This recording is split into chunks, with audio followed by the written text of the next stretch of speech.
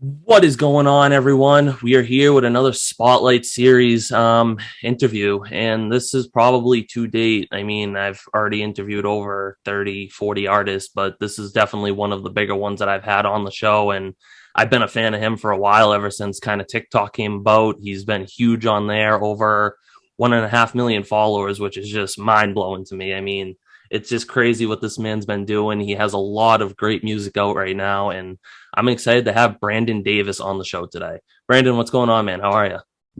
I'm doing great, brother. Just trying to have a good Sunday morning, kicking back with the kiddos and relaxing. We've had a pretty busy month, so it's nice that we finally have a weekend off. So this is like one of those rarities, like a blue moon just came across the household, and we're just kicking back and enjoying it. No, see, that's always nice. It's always nice to just kind of take a break, like especially a couple of weeks ago with the holidays and stuff, with Christmas and New Year's, just kind of take that break, be with the family, enjoy that time, because you don't sometimes in the music business, a lot of people don't get that, as you don't have time to spend it with the family sometimes, and there's just a lot of hard work and grind. So just to really just lay back. I know you said you were watching Spider-Man earlier, so shout Oh out to yeah, Spider-Man. But it's always good to just kind of have those moments just to sit there and have that time with your family. yeah, you better believe it, man. It's moments like that that you start to cherish a lot because I mean, you get caught up in running, here, there, A to B constantly and trying to keep up with, what's on the docket today. What do we got to get done? What's got to be done next? What have we already done? And it's nice to kind of put the to-do list aside and just really, spend some time with each other and not worry about what's planned, but more or less just go with the unplanned day for once. So it's Exactly. nice. No, exactly. So kind of getting into the questions here, is everyone knows I start with the basic of basics, and probably obviously you've done some interviews and stuff like that. I know the Boots and Whiskey podcast. I know you were on that. Shout out to Jim. I was on there too. But you probably always get this question a lot, but where did music all start for you, man? Like, how did like all the singing come about, playing the guitar? Just how did everything come about for you? Man, I grew up with music all around me. Very musical household because my mama and papa, they traveled church to church playing gospel music. Him on the guitar, her on the tambourine, kind of like a little gospel version of Johnny and June. But that got passed down to my dad, and my dad grew up playing gospel music. He grew up playing country. He's played with some bands that did a little southern rock, and he's toured the country with a lot of big gospel groups. Drove a bus all over the place, and came back and has played more country spots here locally and or the surrounding areas than what I could count. And so far that I even got him a chance to open for Garth Brooks back in '88 before Garth was really Garth. Yep. But I mean, he showed me a long time ago just how much he loved it, how much he enjoyed it, and the passion that he had for it. And between that and baseball, that was it for me. Like my hobbies and passions were instilled from birth. Mhm. Getting to watch this guy do it, and I found like a pure love in songwriting. Like once I figured out what a song could actually contain and the story it held and how much it can mean to people, that's really what like got a hold of me quick. Yeah. And back in 2007, I wrote my first song, and from then to now, I've wrote more than I can count. But that diving into music like that, back when I first started, I loved it. Knew I wanted to have either it or baseball be what I wanted to do for a living. Tried it with baseball, didn't get as far as I wanted. And then I looked at music. I was like, I really don't know how to make this happen either. So I kind of put music aside as still just the hobby, went after what everybody else does and got my degree and went and found a good stable job. Actually traveled from Tennessee all the way out to California, chasing that very first one, and finally landed back in Tennessee, had the stable job, settled down, and thank God ended up meeting my beautiful wife, Destiny, and my first two kids were in the picture already. So there was the family, there was the job. I was like, well, you know what? This is what I need to do. So we'll just settle down here. But 2019 kind of changed all that. I'd been playing in a family band for years, and music was still that hobby. But in 2019, a wreck kind of, gave me that little jolt. Say, look, life's short. Quit not chasing your dreams and go after it. Yeah. So life-saving surgery later after that almost fatal car wreck, I'm looking at my wife saying, look, I don't know why this happened. I can't figure it out. I don't know why I'm sitting in a hospital bed And, you know, it doesn't make sense to me. What did I do to be here? She said, it doesn't make sense now, but you're going to look back on it. You're going to realize that it's exactly what was supposed to happen, whether you think it was or not. Mm-hmm. And it was, because it gave me that opportunity to say, look, I haven't chased my dreams. I haven't reached my goals. And I'm telling my kids to do that every single day. But how can I tell my kids to do that if I'm not? Exactly. So we started chasing music, and she was the driving force behind that, because she said, look, if you want to do it, I'm here for you. I will 100% back you, support you, and find any way we can to make it happen. And when the pandemic struck, it felt like everything we were trying to kick off there in 2019 was now just getting shut right back down, because local gigs and all that were now not an opportunity we could really grab hold of. Yeah. And she said, okay, well, it's okay. We're just going to keep pushing. And she found TikTok, which to me, I had no plans to get on it, because all I'd seen on advertisements on Facebook and different places was people doing like crazy dances, trying to be funny and being comedians. I was like, I got dad jokes and 2 feet. You're talking to the wrong guy. This is not an app that I need to get a hold of, because people are just going to laugh at me, and not for the right reason. But she was like, look, people are promoting music, so just get on here and do this. And I was real skeptical about it until finally she kind of had me cornered in the car. We were on our way back from a Father's Day trip in June of 2020. And she said, look, I'm going to record you. Sing. I don't care what you sing. Just sing. I'm going to break out the phone, record a few videos. We'll see what happens. And she did that, came up and surprised me when I'm trying to get a bottle of water at the fridge the next night, and says, baby, baby, baby, sing Brad Paisley, sing Chris Stapleton. And I just smarted off whatever first came to mind. And that video was the one that, for, whatever reason in the world, it just shot off. And we all of a sudden had a fan base, because we went from nobody knowing who I was to having, several 100,000 followers within a few weeks, and a video hitting in the millions, and people asking for more. And for me, that was kind of that, well, there might actually be something here. And she said, okay, look, here's your followers. Here's the views you're getting. This is your chance. If you want to chase after music and you're really dead serious about it, this is it. We need to do it. She said, is this what you want to do? I said, yeah, let's go for it. And from there has stemmed, we've got 12 songs out, getting ready to release even more music. We've played shows from here to California and back. And it's been amazing to watch it grow. And it's because we finally have figured out a way to reach people and connect with people. And if it weren't for everybody that's out there listening, none of this would be possible. But we finally found a way to chase that dream that forever I didn't know the avenue. And I'm very thankful that we have, because now what I love is what I do for work.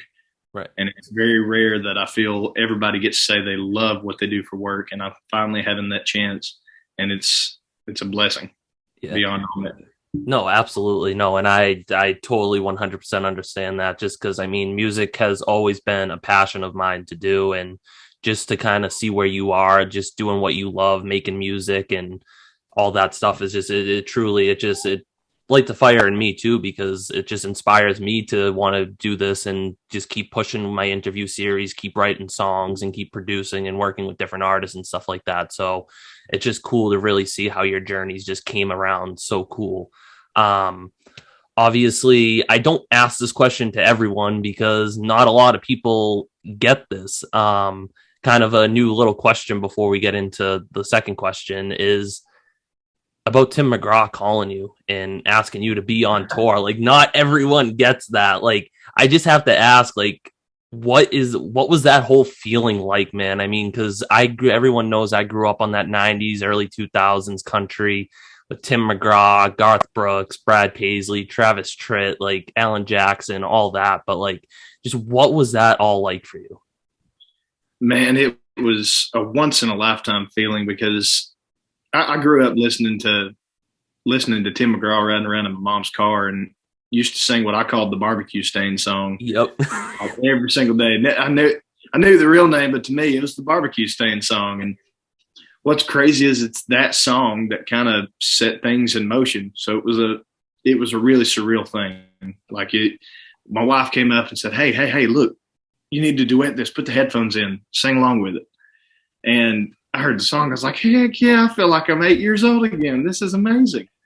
And I started singing that song, and, one thing led to another. Thankfully, it caught wind, and Tim McGraw's team was just amazing at trying to reach out. They came to a few shows and got to have a couple conversations, and my wife was apparently having a few more than what I realized, because she is the brains behind this operation, and she found a very unique way in surprising me after me giving her the surprise with the song Destiny. And luckily, I got a phone call that I never in my life thought I was going to get. And when I picked it up and I heard that, hey, this is Tim McGraw, like every word that I was thinking I was about to say that was in my brain just went, mush. And all I could say was like, holy crap. And I'm sure that's not the response you want to, hey, this is Tim McGraw, but that was all I could think of was, holy crap, this is absolutely amazing. Yeah. And then every other word was like, absolutely, like, yes, 100%, no matter what you say, I'm going to say yes to right now, because I am geeking out pretty much at the fact that a country hero of mine is calling and asking me to go on tour. And it's a moment that I'll never forget, one that I'll never be able to replace. And it's given me the opportunity of a lifetime. So yeah, I'm still hanging up here on cloud nine.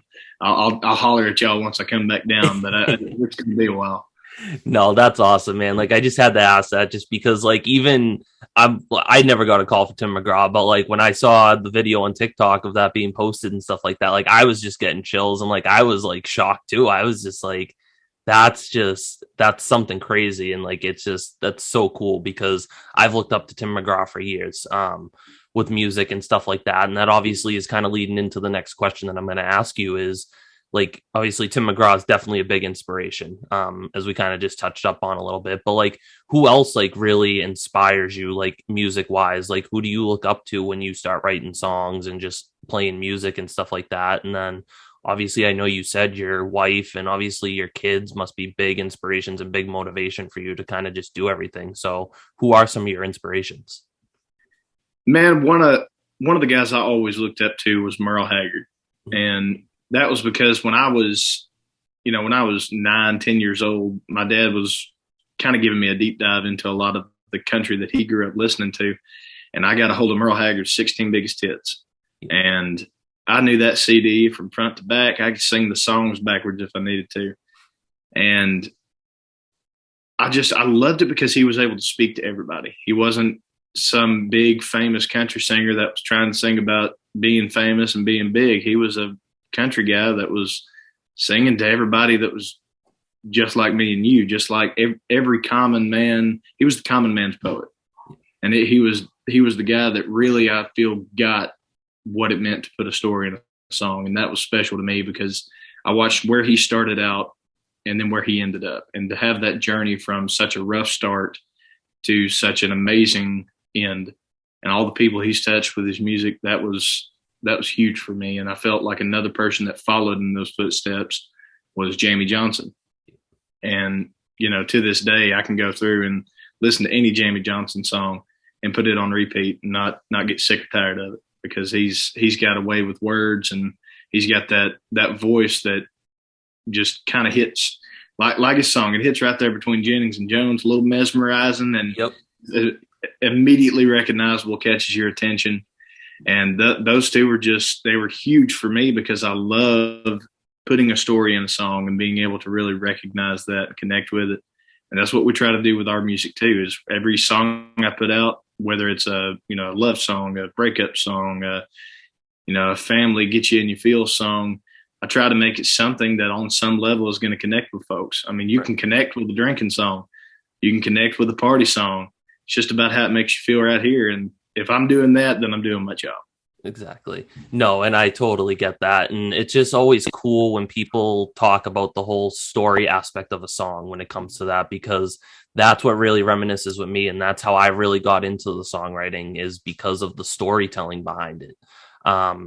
Obviously, a lot of people know is back in 2018 when I lost my grandfather unexpectedly. That's how I wrote my first song. And back to when, obviously, shout out to my brother Nathan Vasquez for recording that song for me. And hopefully in the next couple of months, we were just talking about it last night, that'll be coming out soon. And that's just the storytelling aspect and the emotional aspect for songs is just really what just inspires me to write music. Because at the end of the day, if I can write a song that's a party song for someone to go out and have a good time, or a sad song that's going to help someone from losing someone. Like if I can go out of my way to help someone, that's what makes me happy as a songwriter at the end of the day. And kind of getting into the third question is I always ask this, and I always have to use this quote from now on, ever since Garrett Walker was on the show. And he said this, um, it's like a puzzle when it comes to songwriting. It doesn't matter if you have 5,000 or not 5,000, Jesus, that would be a hell of a puzzle, but 500 or 1,000, that seems a little more like a regular puzzle right there. But you have all these pieces just kind of jumbled, laid out on the board. And then by the time you're putting all these pieces together at the end, you just have this full masterpiece, this full picture. And it's just, it doesn't matter if you're in rap, if you're in country, if you're in pop. It's just the creative process when it comes to writing a song is so different for so many different artists. And you have a lot of amazing songs. I was listening to a bunch of it. I mean, I've been listening to it ever since they all came out, but was listening earlier this morning to What Cowboys Are For, Destiny, Step by Step, all that stuff. But when it comes to writing all these songs, what is your creative process like? It's changed a lot over time, because used to, when I first started out, it was me just kind of laying around the house or wandering somewhere random, and all of a sudden, an idea hits you, and you either find something you can write it down on or something you can record it on. And it went from that to, I didn't have a whole lot of time to just have to myself. You don't get a quiet room when you got a house full of kids. And I was still working a day job, and it went to me riding around in the truck. And anytime I was in the truck, I just started thinking about, what could we write a song about? If I was sitting here right now and somebody said, hey, write a song, what would it be about? And I've got so many voice memos sitting on my phone, along with like 3 other old cell phones and a small voice recorder that are just filled with either half-baked ideas or full-blown songs. And it wasn't like find a melody and put it to it. It wasn't find a hook and write a song, or it's however it flowed out. Sometimes I immediately had something I was singing in my head. Sometimes I was humming a tune and the words just kind of ended up falling into place. But now it's changed again, because I've finally had the chance to network with other people and be co-writing with all these other songwriters. And that's changed it too. Look, I was sitting down today and had a killer idea, and this line came out. What can we put with it? Or, having different perspectives from other people, and finally being able to say, oh man, they've got an angle on this that I never even thought of. Yeah. So it's really honed into, what am I feeling that's on my heart today, and how am I going to best be able to play this on this guitar and sing it in a way that I feel is going to connect with someone.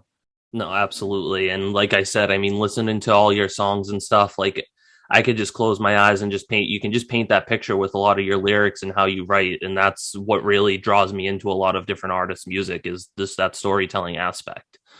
And obviously there's a lot of artists out there nowadays, up and coming and just out there performing big time and stuff like that. And obviously back in 2019, 2020 is kind of when the pandemic hit and stuff like that. And that's when TikTok kind of came about. Obviously we talked about that earlier and how you kind of came up.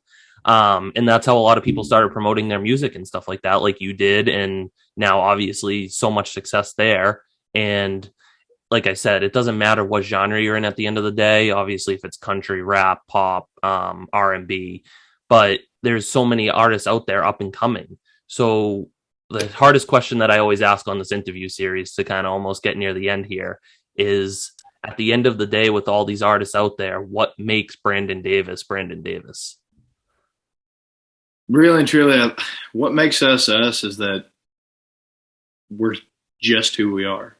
We don't try to be something that people can see as like, oh, well, they're doing this to try and be definitive. They're doing this to try and be recognizable. We just literally show what life is here, because we've got a house full of, 4 rambunctious, wild and crazy kiddos.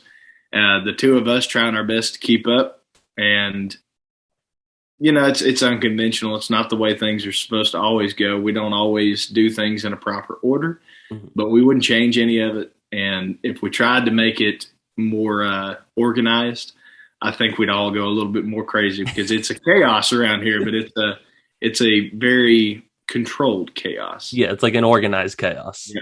So we're able to make that chaos be our own special mix of exactly how life should be. So and I feel like that's how it comes out through what we post on social media, how we address the fans and really connect with folks when we go play these live shows, is that we just show up and be us. And I feel like that's something that is unique to a lot of artists. Is if you're just yourself, people connect with you a lot more than they do anything you could try to create. Yeah. Don't create a person. Just say, hey, good Lord created me however many years ago. Here I am. Come listen to my music. And that's what we're trying to convey. And I hope that's something that my kids see down the road, and that if they find this same passion, they can share it the same way. Exactly. No, and that's awesome. And then obviously kind of getting into the last question before we hear a good tune by you. That's always my favorite part of the interview. Speaking of down the road, like you just said, what is down the road for you? What can we kind of expect like for this year and just for years to come? And then like, what are your goals? Where do you want to go with your music and just stuff like that? Well, down the road this year, we've got a lot of new music coming in sooner than what I think some people know. We haven't made a whole lot of announcements or given many sneak peeks, but I'll let those that are tuning into this show just know we've got a lot of good music coming, and it's coming very quick. And I'm very excited because the projects we've been working on have been some next level songs with some really, really good songwriting, paired up with some of the best songwriters that I've been able to be a part of knowing and befriending. And I'm very thankful for that. And then obviously we've got the McGraw tour coming in April. Mm-hmm. We've got the last leg of the step-by-step tour that's going to be leading up to that from here through March. And as far as down the road in the years to come, my big thing is trying to work towards, maybe a headline tour, and trying to connect with people all across this country on a bigger scale, putting out more music, and one day finally getting to have that Opry debut. Yeah. So the day I get to grace that Grand Old Opry stage, like I've got a bottle of Kentucky bourbon sitting over here that is it was special made, had our logo and everything etched on it from a fan that came out to a show. And I've got that thing sitting waiting on my countertop up here in the studio for that day to come. And when it comes, I'm going to bust that seal and share it with some friends and be toasting to every single fan that made it happen, because that's probably my biggest milestone that I'm waiting to hit in the future. No, absolutely. And I mean, it wouldn't surprise me one bit when you make that Grand Opry debut and stuff like that. Like, I can just see you're a star already, to me, at least from what I see, and just all your music and stuff like that. I'm a huge fan of yours, and I just can't wait to see what else is coming, man. Same here, brother. We're just riding it out and letting the Lord make it happen as it happens. Exactly. Obviously, thank you for answering all these questions for me today. I appreciate you taking the time to do this. Now it's just time to hear a good tune by you. I'll kind of let you take the floor. You can let the people know what you're singing here, and I'll put myself on mute, and the floor is yours, man. All right. Well, we're going to break out this brand new guitar today. We haven't had a chance to play it publicly quite yet. So we're going to give it a shot. We're going to play out some new music that I don't think anyone has heard yet. This one's, I think it's fresh off the press from the day before yesterday, as a matter of fact. This won't be releasing anytime soon, but everyone can have a sneak peek at it. I wrote this song with two good buddies of mine, Josh Bird and Josh Bricker. So it's called I Can Wait.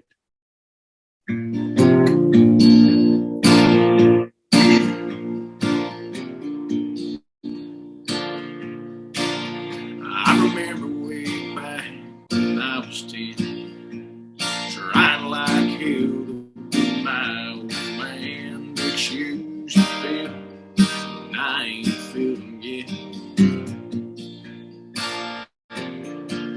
Been chasing big dreams down the road for a while, scuffed up and scarred, man, that's life. Nothing worth having ever comes easy, I guess. But if it takes a little longer, I'll be alright. Got everything I need right where I'm at, as long as I'm breathing and can hit my knees and breathe.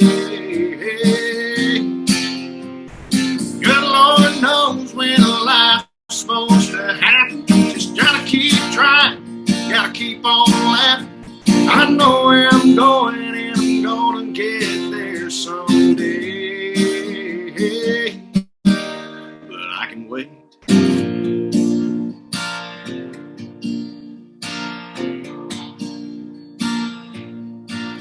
I remember my daddy saying he couldn't wait to hear me singing on that Opry stage. No, it ain't happened yet, but I know it will someday. But if it takes a little longer, I'll sit on back.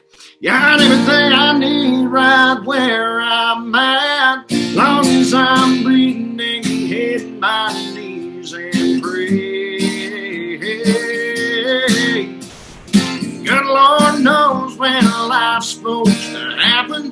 Gotta keep trying, gotta keep on laughing. Long as I'm going and I'm gonna get there someday. I know where I'm going and I'm gonna get there someday.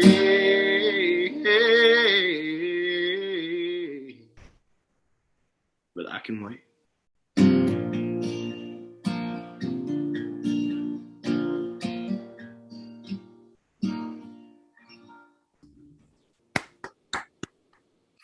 Awesome song, man. I appreciate you doing that. And that's just a really cool song. And obviously, I can't wait to get the full production on that and see that at some point down the road. Hey, you and me both. So that kind of concludes everything for today. I had a blast talking to you, man. And of course, I really appreciate you taking the time to do this out of your day. I know, obviously, you got all the kiddos running around watching Spider-Man and hanging out on your day off. But I appreciate you taking the time to do this. It just means a lot to me. Kind of before we end, obviously everything's kind of at like Brandon Davis Music. Just what are all the handles on everything? If you want to find us on TikTok or Instagram, it's Brandon Davis _music. Facebook and YouTube, just search for Brandon Davis. And if you want to find us anywhere on any streaming service, it's just Brandon Davis. You should be able to pull us right up. And if you're looking for our website, which is where you can get merch, tour dates, and as well as any kind of link to lead you anywhere for anything involving our music, go to brandondavismusic.com. Perfect, man. I mean, obviously, everyone go check out Brandon Davis. He's 100% worth it. I can guarantee you that. Just a lot of cool songs out there, doing a lot of cool things. I'll definitely have to hit the merch store and buy something soon. I saw it the other day. Hats and shirts coming, man. I think the shirts are already up and new hats coming down the line. So no, exactly. Trust me, I'm a big hat guy. I'm not sure if you can see all the hats back there, but definitely need one of those. I love them right over here, man. It's a never-ending thing. You can't help it. I mean, you can't pass up a good hat. No, exactly. But that kind of concludes another episode of the Spotlight series. Had a blast here with Brandon Davis today. And y'all know the drill is every Sunday we're going to have a new artist on, and you never know who's going to pop on here. So I'll see y'all next week, and thanks for tuning in.